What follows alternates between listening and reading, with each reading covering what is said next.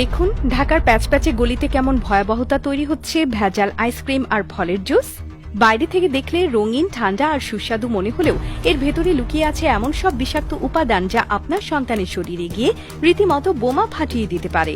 এইসব রঙিন আইসক্রিম বা ফলের জুস এখন শুধুই নামেই ফল বা দুধ, আসলে এগুলো হচ্ছে রাসায়নিক ফ্লেভার, রং আর চিনি দিয়ে তৈরি এক ভয়ঙ্কর মিশ্রণ, যেটা খেয়ে আপনার সন্তান হয়তো মজা পাচ্ছে, কিন্তু তার হজমতন্ত্র, লিভার, কিডনি সব এক এক করে দুর্বল হয়ে পড়ছে।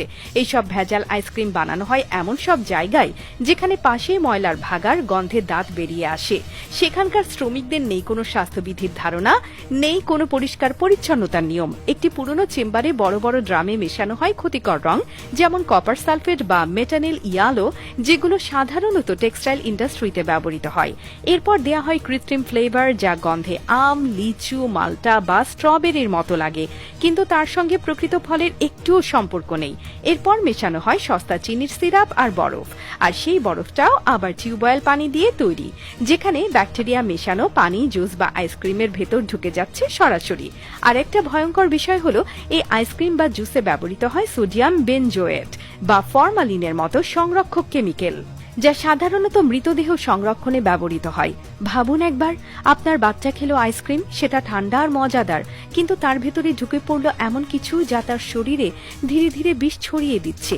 এই ভেজাল আইসক্রিম বা জুস সবচেয়ে বেশি বিক্রি হয় স্কুলের সামনে, হাট বাজারে কিংবা পাড়ার ছোট দোকানে, কারণ সেখানে মানুষ দামের দিকে দেখে। 20 টাকায় ফলের জুস, 10 টাকায় আইসক্রিম, মনে হয় বোনাস, কিন্তু এটাই হচ্ছে ধোঁকা।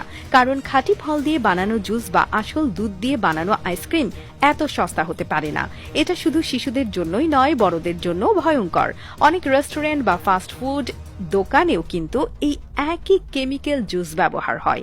ফলের কিছুমাত্র ছোঁয়াও নেই, কেবল রাসায়নিক রং আর মিষ্টি স্বাদ। বেশি খেলে কিডনি ড্যামেজ, হজমের সমস্যা, এমনকি অ্যালার্জি বা শরীরে বিষক্রিয়ার মতো উপসর্গ দেখা দিতে পারে। আর দীর্ঘমেয়াদে ক্যান্সারের ঝুঁকি সেটা তো আছেই। আর এসবের কারখানা যেভাবে চলে, সেটা একবার নিজের চোখে দেখলে আপনি চিরজীবনের জন্য বাইরের আইসক্রিম খাওয়া বন্ধ করে দেবেন। পুরনো ছাদ ঘরে 3 থেকে 4 জন অশিক্ষিত শ্রমিক গামছা বেঁধে, কাঁধ ঘেঁষে ঘামে ভেজা শরীরে দাঁড়িয়ে আছে বিশাল টিন ড্রামের সামনে। একে একে ঢালা হচ্ছে চিনির কেমিক্যাল, ফ্লেভার, রং আর বরফের গুঁড়া। এরপর পুরনো ঢাকনা দিয়ে ড্রাম বন্ধ করে দেয়া হচ্ছে। কোনো হাইজিন নেই, স্বাস্থ্য পরীক্ষা নেই, অথচ প্রতিদিন হাজার হাজার পিস সেই জুস যাচ্ছে শিশুর হাতে, ঠান্ডা আইসক্রিম যাচ্ছে স্কুল ব্যাগের পাশে।